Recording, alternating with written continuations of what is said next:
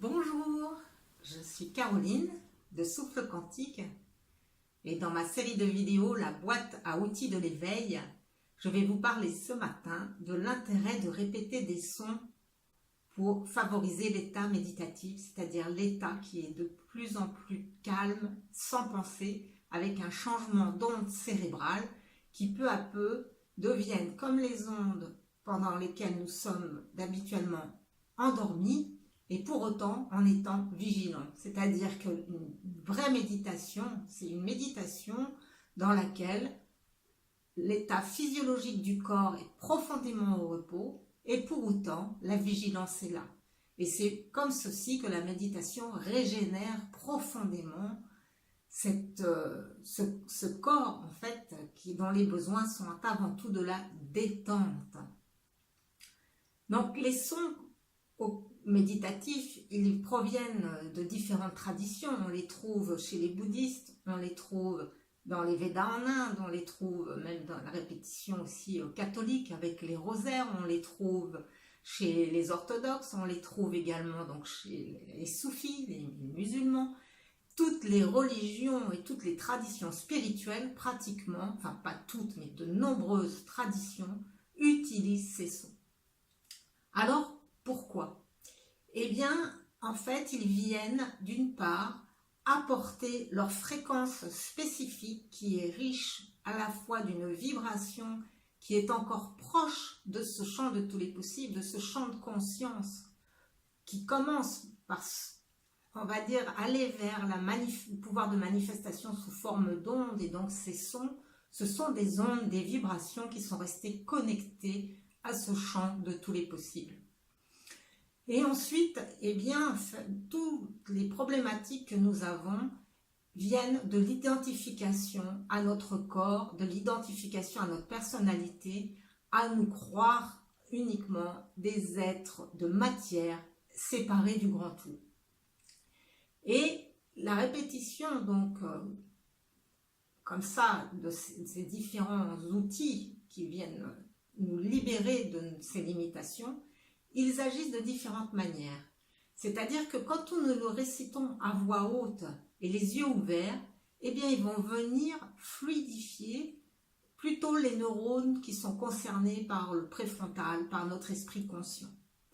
Et quand on va les répéter, par contre, ce qu'on appelle dans l'interface, c'est-à-dire les yeux mi-clos et en chuchotant, on n'est ni à l'intérieur, ni à l'extérieur, ni en intériorisation, ni dans l'extériorisation, ni en train de parler, ni en train d'être dans le silence intérieur.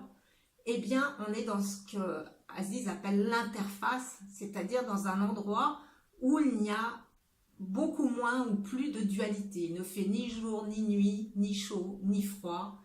Et c'est donc un endroit qui favorise le dépassement des dualités liées à notre incarnation. Et en plus, quand on les répète de cette manière-là, eh bien, ils viennent fluidifier notre système limbique. Le système limbique, c'est le lieu de tous nos conditionnements éducatifs, le lieu aussi de tous nos apprentissages, et le lieu qui n'aime pas changer tout ce qui est connu, qui nous fait toujours manger la même chose, qui nous fait prendre les mêmes trajets en voiture, qui nous fait parler de la même manière.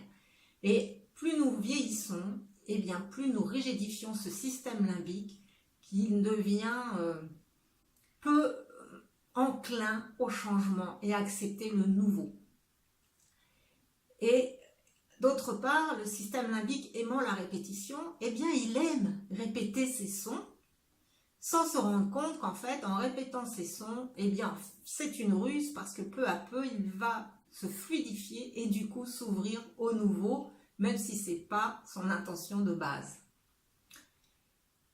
Et ensuite, quand on les répète en intériorisation complète, les yeux fermés et en silence, eh bien ces sons vont venir progressivement activer ce qu'on appelle le supraconscient, c'est-à-dire ils vont nous connecter par l'activation d'une population cellulaire cérébrale qui s'appelle les astrocytes, ils vont nous connecter comme à ce champ de tous les possibles, à cette partie de nous qui est restée en contact avec sa grandeur, avec son êtreté, avec son essence.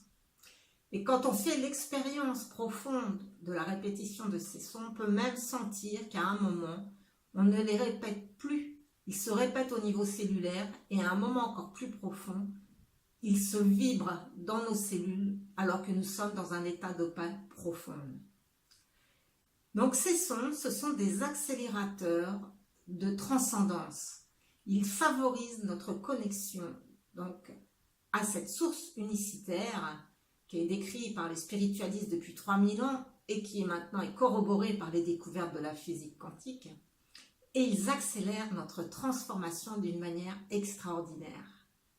Je vais vous citer donc Maharishi qui dit « Tandis que vous ressentez une paix croissante, votre affirmation peut pénétrer encore plus profondément dans le royaume du supraconscient pour reparaître plus tard chargé d'un pouvoir sans limite, capable d'influer votre esprit conscient et de combler vos désirs. » Donc, les mantras font que, les mantras, c'est le nom qui est donné au niveau hindou, les sutras, c'est le nom les sourates, c'est le nom qui est donné au niveau soufi. Et moi, les sons que je propose de partager, ce sont ceux qui sont transmis par l'approche matricielle, dont vous trouvez la fiche pratique ci-dessous pour en savoir plus. Si ce post vous a été utile, eh bien merci de le liker, merci aussi de le partager si vous sentez qu'il puisse être utile à certains de vos amis. Et vous pouvez donc télécharger toutes les fiches pratiques sur le lien ci-dessous, si vous souhaitez en savoir plus sur les outils de l'éveil que je propose gratuitement. Merci.